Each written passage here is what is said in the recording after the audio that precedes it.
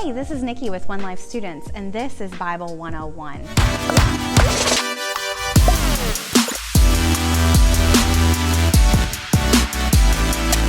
So we're in this series, and we have talked about what is the Bible, and we've talked about if the Bible is trustworthy. So today I want to talk about reading the Bible in a more meaningful way. How many of you have ever approached reading the Bible, you pick it up and you're like treating it like a magic 8-ball, like you kind of think about the problem that you have and then you're like, okay, this verse is really going to work for me, right? That doesn't really work so well. Or maybe you've gone to that topical concordance in the Bible, which is just a fancy word for being able to look up something like anger, and it gives you verses that deal with anger. Oftentimes that kind of puts us in a weird place, trying to get meaning out of the Bible when we're really treating it like a magic 8-ball. So I want to kind of walk you through some steps and questions that you can ask when reading the Bible to get more out of the Bible. I want to start in the book of James, which is in the New Testament, in chapter 1, verse 22. Do not merely listen to the word and so deceive yourself. Do what it says. Anyone who listens to the word but does not do what it says is like someone who looks at his face in a mirror and after looking at himself goes away and immediately forgets what he looks like. But whoever looks intently into the perfect law that gives freedom and continues in it, not forgetting what they have heard but doing it, they will be blessed in what they do. Here in James, it's talking about reading the Bible and then immediately forgetting what it said because you're not reading it in a meaningful way. You need to read what's in the Bible and then put it into practice. So I'm going to walk you through some steps to approach Scripture in a way that's going to get you more out of it. So when you're approaching Scripture, the first thing that you want to ask yourself is, how does Scripture connect with my life today? But in order to do that, you have to first ask the question, how does this Scripture connect with the culture it was originally intended for? Who was this originally written to? Because the Bible can never mean what it never meant. I'm going to teach you two really fancy words today and explain to you what they are. And this is something that you can put into practice when you're reading the Bible. The first one is exegesis.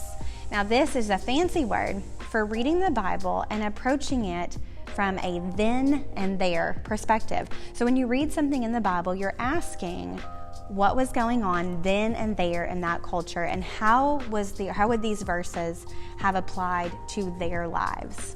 And then you're going to approach it with a fancy word called hermeneutics. And what that is, I want you to think of here and now. So that's when you're going to approach it from the perspective of, how does this influence my life? How does this actually impact me today?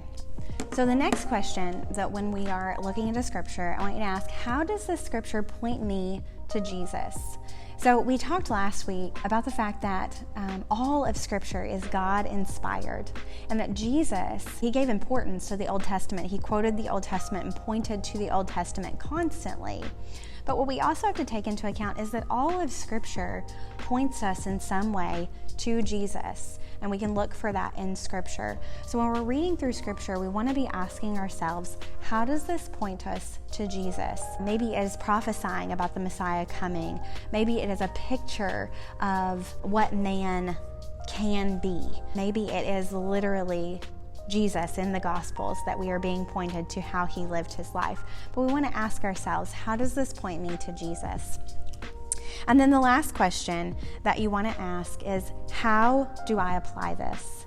Now in 2 Timothy, it tells us that all Scripture is God-breathed and useful for teaching, rebuking, correcting, and training in righteousness. So when you're reading Scripture, you should approach it with these steps. The first one is observation.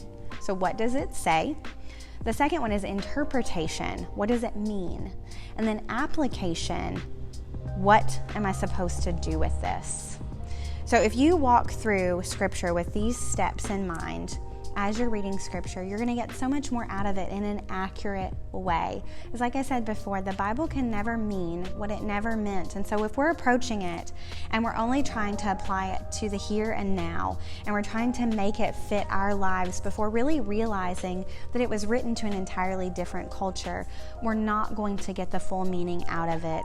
And we may even misinterpret what we're reading. So at the beginning of this lesson, we read from James chapter 1, starting in verse 22.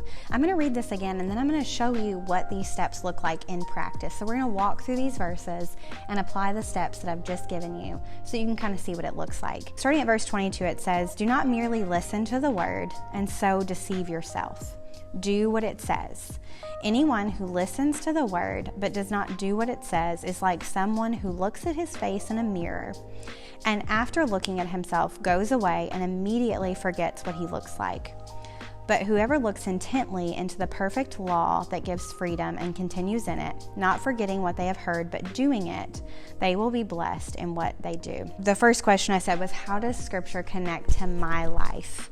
But remember, before we can ask that, we have to go in with exegesis and ask, what did this mean to the culture at that time? So the culture that James is speaking to, mirrors that they had at that time would not be what you and I know as a mirror. It wasn't a very accurate depiction of yourself. When you looked in it, it was probably kind of a wonky type, think like a funhouse mirror. Moral teachers often encourage them to use mirrors in moral reflection, to look into a mirror and reflect on their own morality, not necessarily their image. It also took some means to be able to have a mirror. So not everyone had a mirror in their home, and those who did, culturally, they would use the mirror to fix their hair.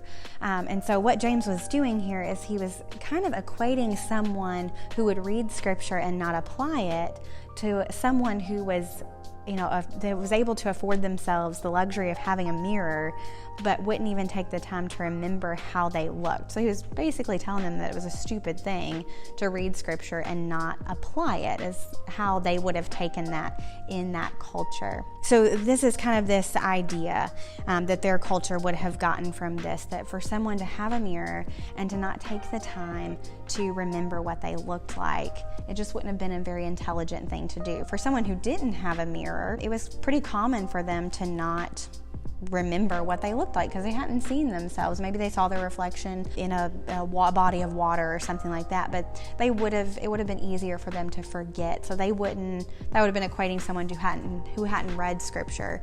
Obviously, they would forget what they needed to do based on Scripture. So knowing that that's what that culture meant, that's what it meant to that culture, then how do we then apply that to ourselves? That's the tougher part. So when we're thinking about this, what it's really saying is for us to just read Scripture and then to just walk away and act like it doesn't apply to us or act like it's not telling us what to do is pretty dumb, right? It's obviously going to apply to us in some way. And so for us to read Scripture and then immediately forget what it said is just not an intelligent thing to do. Otherwise, why bother even reading Scripture if we're not going to apply it to our lives? The second question there is, so how does this then point us to Jesus? For me personally, thinking through this, Jesus was a perfect picture of knowing the Scriptures and then putting them into practice. We know that Jesus was without sin, that he was the perfect representation of what God wanted.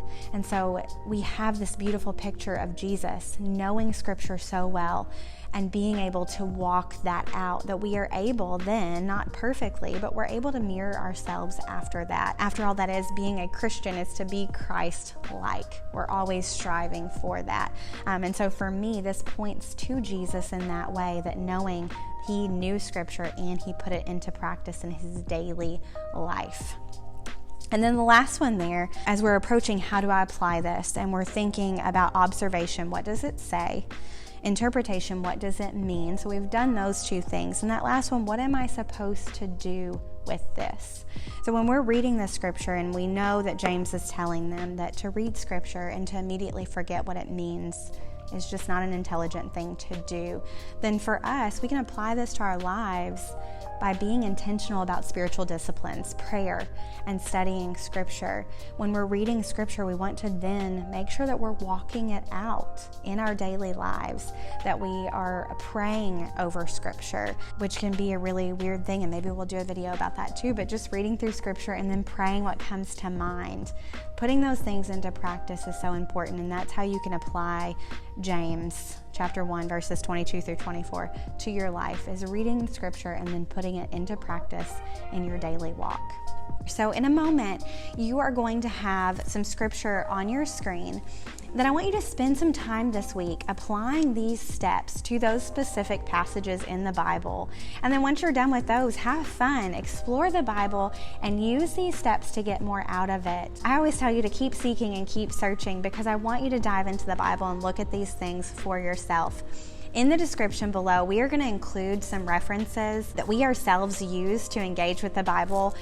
One of them is the cultural context Bible. So this giant Bible that I have actually has study notes in it to explain the cultural relevance that can really help you with that exegesis part of studying the Bible. But if you don't have access to a cultural background Bible, there are a ton of references online. So thank you so much for exploring the Bible with us. If this is the first of the series of Bible 101 that you've jumped in on, please go back and watch the other ones. And as always, keep seeking and keep searching.